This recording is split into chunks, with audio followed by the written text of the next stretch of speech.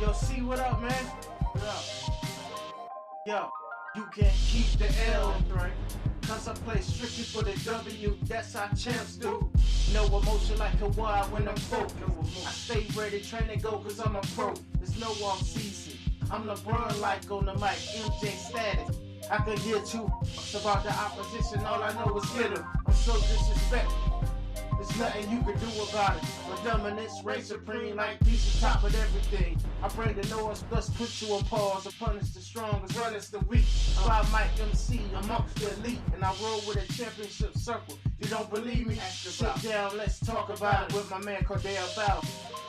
Yeah, clap it up for him.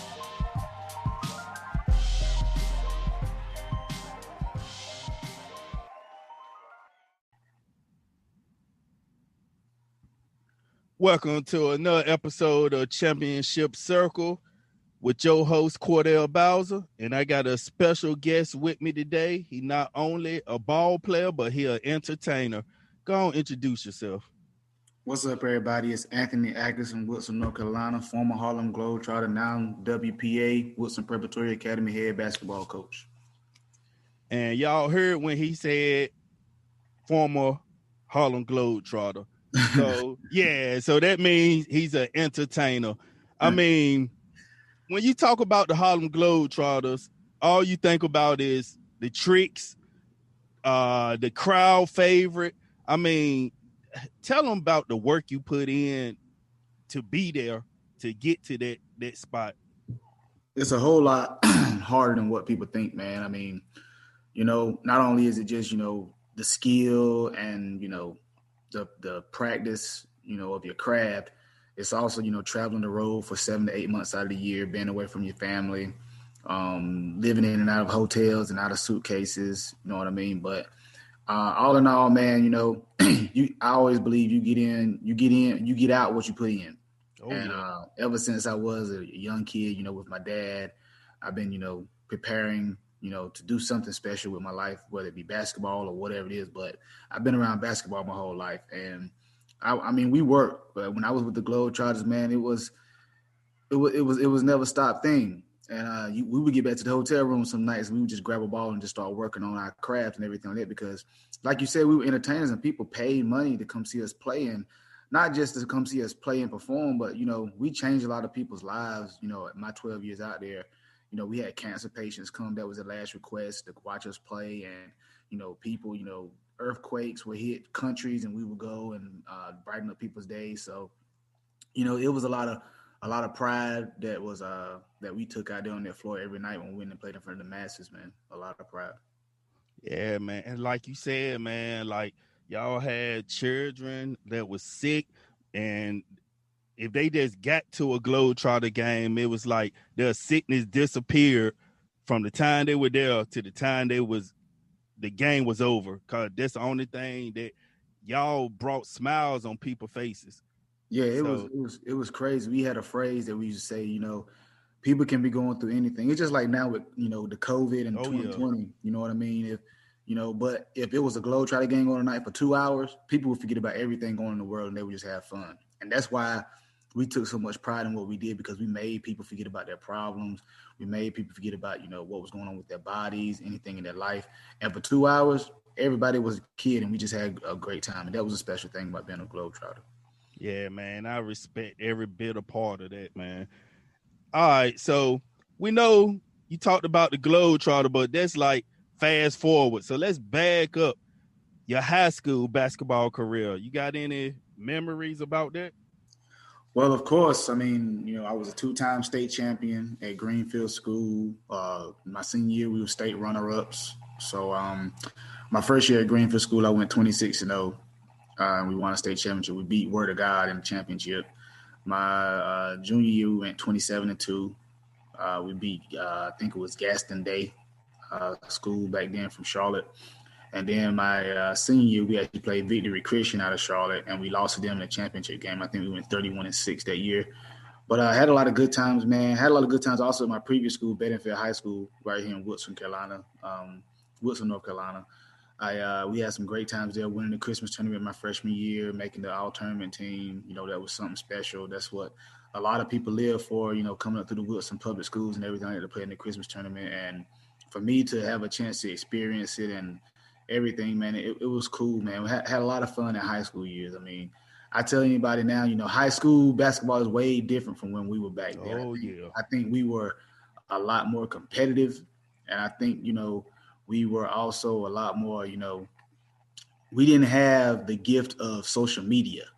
And I tell my kids nowadays, if I had social media back in the day, I would have been probably a top 10 pick. Oh, yeah. Social media help out a lot of young players right now. Oh, man, it helps them out. I mean, some of these young players you wouldn't even know. Nope. Some of these young players actually fall victim to social media because it hypes them up so early, and they get a scholarship offer. Like, what's my guy that went to North Carolina, now he's at South Carolina, Seventh Woods. Yeah, Woods. He had one of the best, highlight tapes in high school you could possibly see. But, it showed a lot of dunks and a lot of highlights, but the fundamental and lack of skill was there. Mm-hmm. And so when he got to Carolina, it was showcased, and then now he's at South Carolina, he's still struggling. But, I wish everybody luck. But, I mean, that's the thing about social media now. It covers up a lot of your flaws in your game, because once you get in the game, if you're playing a real dog and you look across the floor and nobody cares if you can dunk or what you can do, it's going to be tough for anybody. And that's why I said it was different back in the day, because we didn't play for social media. We played for pride.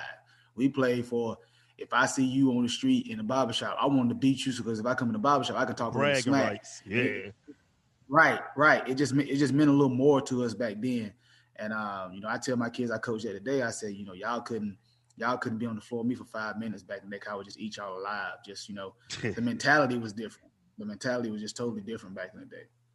And speaking of mentality, I'm going to kind of fast forward a little bit forward now. I know this might excite you right here. I went online. Yeah, I did. I went online when I do my research when I'm interviewing. So I went online and I seen Ant Atkinson, 10 points in 40 seconds. Yeah. 10 points in 40 seconds. And I'm going to just tell the listeners, tell them how tall you is. I'm 5'9.5". 5'9.5". Now, rewind back, go into your memory, and take me down that 40-second shot, that 40 seconds left in the championship game. Well, it was I was actually in college. It was my senior year at Barton College, and we had a crazy year that year. We had started out ranked number 2.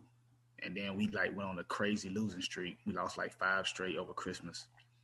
And then we had some things happen with our team that just, shook everything up. And then we started hooping. And we ended up winning 18 or something games straight or something like that. And we ended up hosting the regionals, won the regionals. And then we made it to the Elite 8. Like in NCAA Division 1, they had what they call the Final Four. In Division 2, they had what they call the Elite 8. It's the replica of the Final Four. It's just 8 teams in it. So we were there. And, of course, we were the smallest team there. Nobody really knew about us, anything like that. So we won the first game. I actually hit a buzzer beater that game from almost half court. We won the second game. I hit a game-winning free throw. Then the third game, which was the national championship game, we were playing the predominant favorite, which is Winona State, and we had lost to them the year before in the Elite 8 in the first round. And so it was a rematch. And what's crazy was at the beginning of the year, they were actually ranked number 1, and we were ranked number 2. So it's just fitting how everything worked out. But, yeah, man, I mean, the game was back and forth all game. And, it got down to the last 45, 40 seconds, and we came to the huddle. And in my mind, I mean, I'm just thinking, this is my last game as a college ball player. I'm going to just, I'm going to do all I can, not just for myself, but, for my team. We worked so hard to get there, man. And I really felt like we were better than them. I did. I was pissed because I didn't think I did enough the year before to beat them. And now I was sitting here going through the same exact thing. And I just went out there and, that takeover mode hit. And I felt like we had nothing to lose, what I mean? And the closer the game got, the more they began to kind of choke. And I came down. I think I hit a jump shot. Then they went down. They missed the free throw. Came back down, boom, hit another jump shot. Then we got a steal on the inbounds, and my teammate Aaron Ferrell threw the ball to me, and I hit a layup with my left hand. And I was going to the free throw line to tie it up. And at that point right there, you know, I felt like we were gonna win the game. Yeah, I know your heart would be in 1,000 miles per hour. Oh man, the adrenaline, and you know the moment. You know, a lot of people talk about the moment overtaking, and I think honestly that's why I ended up missing the free throw, because the moment really overtook me, and I missed the free throw, and they went down. And when I look back on it now, you know, a lot of people are like, man, you choked the free throw. You know, what would happen if, you know, they would have held the ball for the rest of the game? And in my mind, I'm thinking, you know, we would have lost. I mean, that was it. That's just a part of the game. But I knew we had another chance because they weren't shooting free throws well. So we went down. I missed the free throw. They fouled, and they missed the first free throw. And then he hit the second free throw. So we were down 2. So then they throw me the ball. I hit a reverse layup on the other side. And then I'm looking at the clock, and I'm like, it's like 4 seconds, you know, and it's winding down 3. And the guy dribbles up to me, and I make him cross over because I see my teammate running from behind him. So I make him cross over to where my teammate is at, and my teammate, you know, steals the ball, back tips it. And then they kick it up to me. And my first instinct as a point guard, look at the clock, because then I can decide whether I need to shoot a pull-up 3 or I need to take the ball all the way. So when I looked at the clock, I saw I had 2.5 seconds, and I was at half court. I said, hey, if I miss the layup or I don't get off in time, at least we go into overtime. I said, but I'm not just going to chunk up some 3 and, you know, not give myself a fair chance. And plus, I knew how fast I was with the basketball. So I sped the ball. I sped dribble all the way to the hole, man, and made the layup. And, you know, we were national champions. And it was a story, you know, just about it's really good enough to be a movie. I feel that whole season, that whole 2007 championship season. And that just culminates everything that we went through all year, the injuries, the drama that we had, you know, because I think every good team, if you even watch the Michael Jordan story, you know what I'm saying, The Last Dance, they talk about the drama that they had with each other and going on in the background.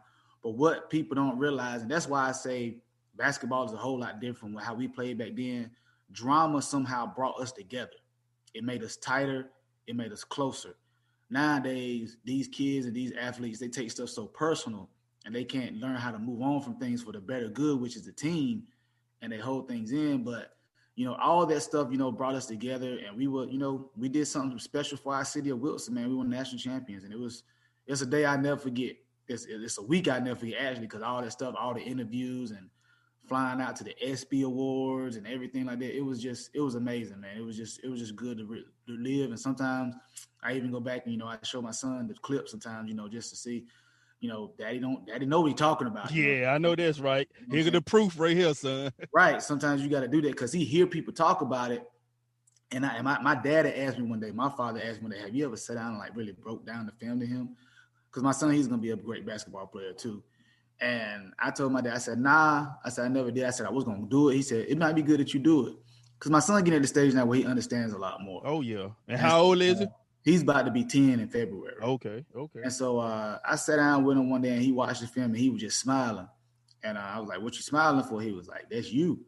I was like, yeah. I said, you see how little I am? I said, you know, hopefully, you know, you get a little taller than I am. But I said, you know, it don't matter what the circumstance look like. It don't matter, you know, the size of anything. I said, you go out there, you give your all on the floor, something good will end up happening. If you don't even win the game, something good gonna happen later on in life for you. Because, you know, I tell people, and I tell my athletes that I coach today, basketball is a life lesson in itself. You take me, for example. Basketball has taken me all around the world to 90-something countries. I met all these famous people. I made a good living for myself. I got a family. You know, that round basketball, it's a life changer. If you treat it right and you do the right thing by it. So, you know, it's life lessons and everything, but that's a good life lesson I tell people, you know, just never give up, man. Because if I would have gave up, you probably wouldn't be talking to me on this podcast right now. I know that's right, man. And that's what these young players, these young athletes got to remember, like, never give up. Like, that got to be their motto, never give up. Right. I see, good, man. It's good, especially in this time, because I mean, you look at so many young kids that just any little thing happen, they're just ready to quit, ready to give up.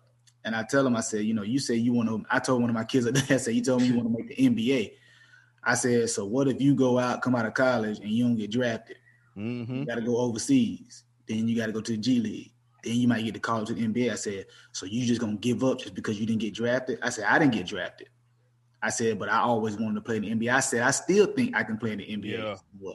You know what I mean? So I tell kids, man. That's my slogan anyway. I mean, when my cousin makes T-shirts for me, never give up. Because, Never give up, man. It's it seems cliche, but it's just so true. Yeah, and like I said, you from Wilson, North Carolina, small town. I mean, when you got the talent to do something from a small town, you got to put it on showcase. Right. You got to put it on showcase. A lot of these young players, they hold back. They get involved with the wrong crowd. Yep. No, I mean, I done seen athletes, like I'm from Weldon, North Carolina, another small town. I done seen guys I grew up with averaging 30 points on the basketball court. Now they in the streets, they selling dope, they smoking dope. I mean, you got to put your potential on showcase. I actually told my guys, it was a practice when we first began this year. I told them, I said, on one Saturday or one Sunday morning, I'm going to take you guys down to our local rec, and I'm just let you sit and watch. And they said, why are we going to do that, coach? I said, because I want, after they play, I'm going to have some of the old-time legends come over and talk to y'all and tell y'all why they didn't make it. I said, because it's good for y'all to hear stories like that so you can know what not to do so you can make it. And I said, a lot of it was just, decisions. You have choices. And I tell them, I said, your choices, at the end of the day, they're going to either, give you something positive or you're going to, have consequences. I said, so, you got to learn how to make the right choice. And I said, a lot of them just didn't make the right choices. I said, but y'all need to see that because you can learn from those things. I said, because I remember I used to play in these rec leagues when I was coming up in high school. And some of those same legends and some of those same guys that had a chance to make it, they would talk to me in the rec league. And some of them would tell me some positive things. And some of them would tell me some negative things because, you got your haters out there just because they didn't make it. They don't want you to make it. Oh, yeah. So, but I got it. I understood it. And I told my guys, I said, that's why y'all need to go through these things because your generation, that's what y'all are lacking. And that's why I'm just thankful as a basketball coach. I cannot just sit back and coach and teach these guys. I can literally get out there and show them what to do, what not to do, because this generation is more of a show me generation. Like our generation, all you had to do was say it. That's it. This generation, you got to say it, you got to show it, then you got to repeat it, then show it again. And I get it. It's a different generation, but, that's the joys that I get out of being a basketball coach. You see where we came from when we were in school to now the way these kids are today. And the great basketball coaches learn how to adapt to the different surroundings and the different eras and things like that. And I'm glad you said something about you coaching. Wilson Prep. Yes, sir. I seen something they kind of struck my attention. They said y'all was the number 1 D1 school in the area right now. Wilson Prep basketball.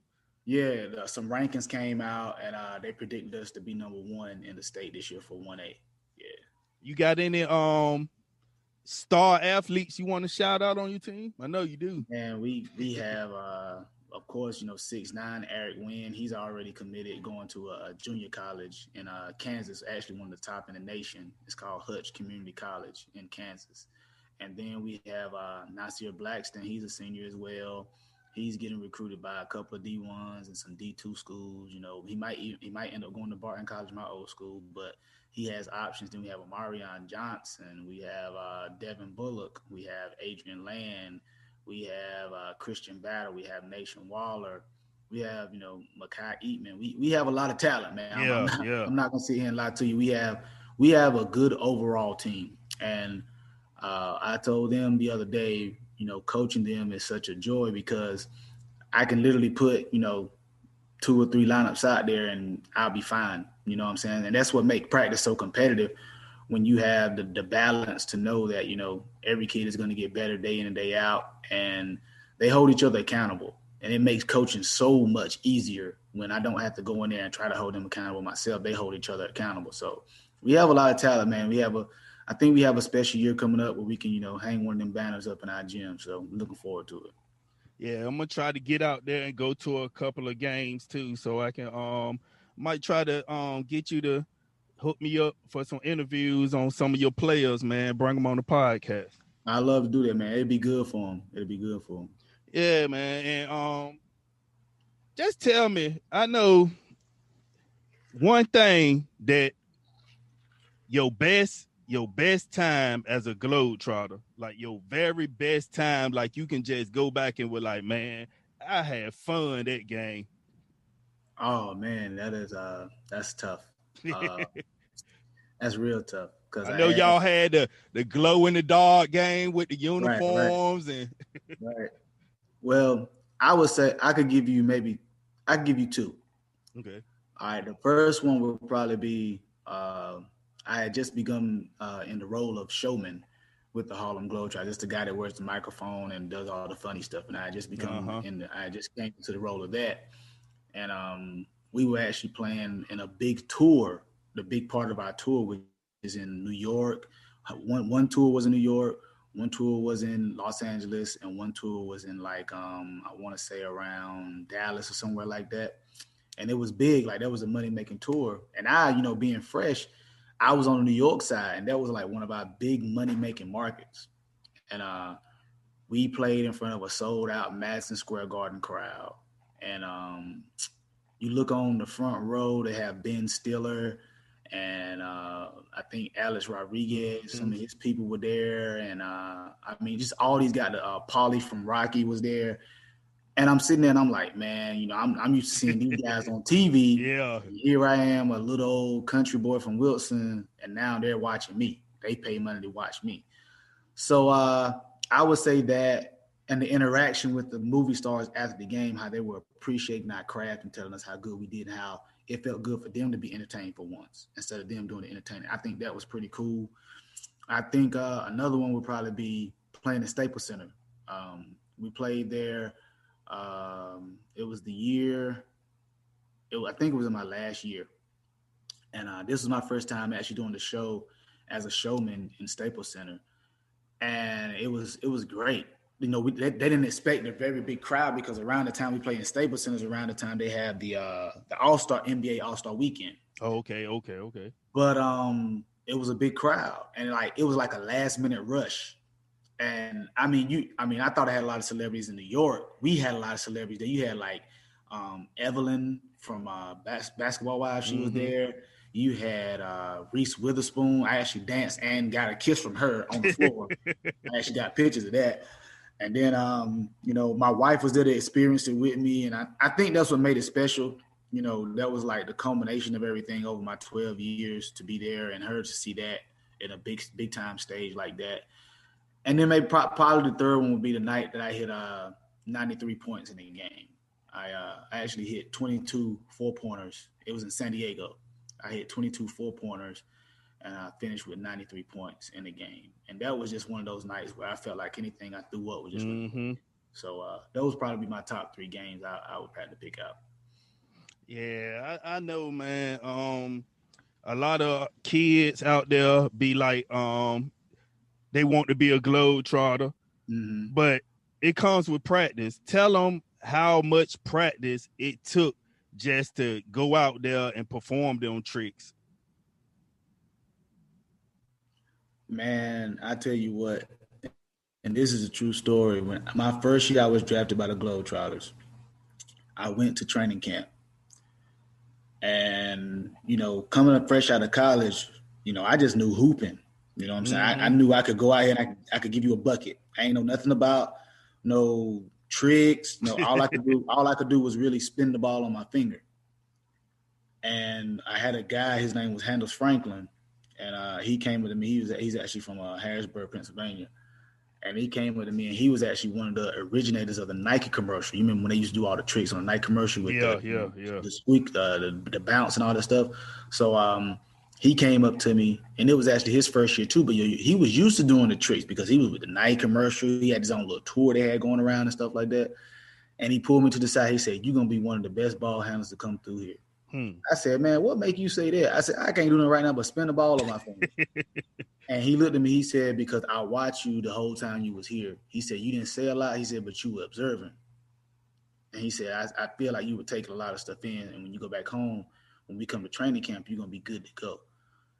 And he was right. I was really sitting back observing. So the one thing I would first tell kids, like I tell my son, if you really want to be good at something, study it. Study your craft. I told my son, he liked Kyrie, he liked Steph Curry. Yeah. I said, why do you like them? And he couldn't really answer that. And I said, you need to sit down and watch them and tell me why you like them. And so then one day we were working out. I said, hey, you figured out why you like Kyrie and Steph Curry? And he was like, well, I like Steph Curry because he can get his shot off and make it consistently. Mm-hmm. And he said, I like Kyrie because he can do all the dribbling stuff and create his own shot. I said, well, if you got those two things in your game, you're going to be pretty hard to stop. I said, if you got a Kyrie handle and a Steph Curry shot. And it made sense to him. And that's what I did with the Globetrotters. I took every drill I had since I was a little boy, dribbling the ball, and I incorporated that into being a Globetrotter. And, man, when I tell you I practiced nonstop, I would wake up in the morning 7, get breakfast. I would pick up a ball and just start practicing my tricks in the hotel room. You know what I'm saying? A lot of broken lamps, a lot of broken tables and stuff like that. I said, but at the end of the day, it was worth it, man, because soon before you know it, I was one of the best ball handlers on the team. But it took a lot of work. It takes a lot of patience. A lot of kids, they think they're just going to get everything overnight, and it's not going to happen like that. It's going to take time. It's going to take patience. Even with me as a basketball coach now, like before you called me, I was studying film, just getting ready and looking at different colleges and things and sets that they run that I could possibly do with my team. And, I do that on a daily basis.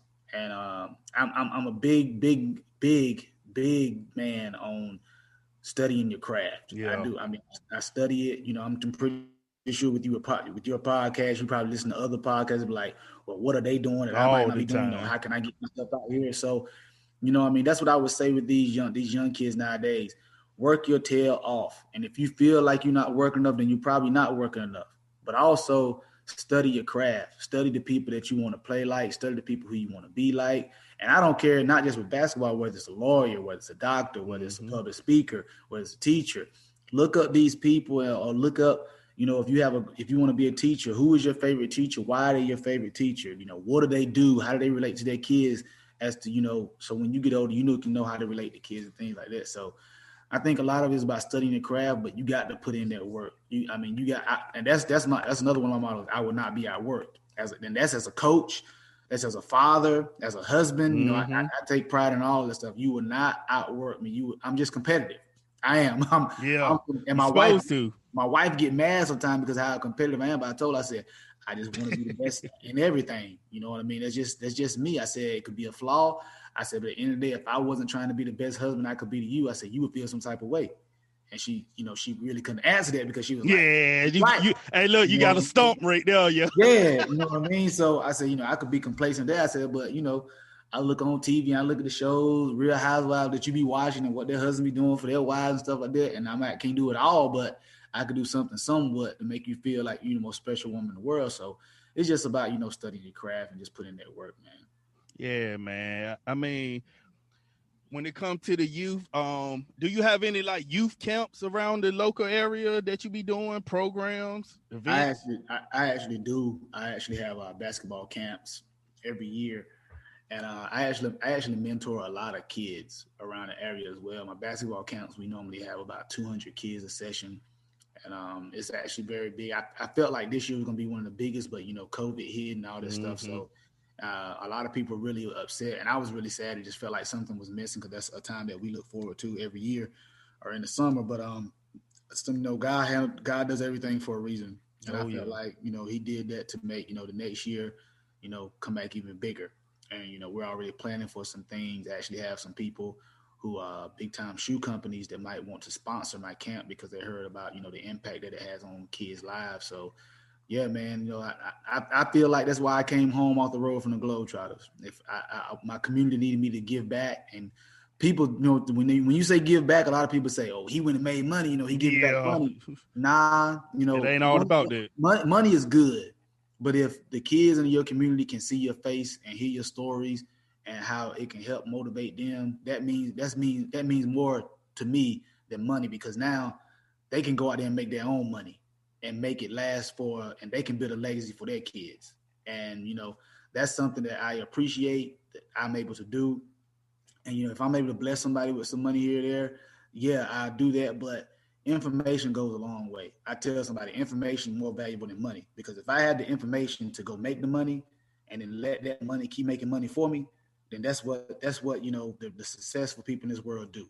It's not about you giving me $1 million, because if you give me $1 million, I'm probably gonna go do something crazy with it. Yeah.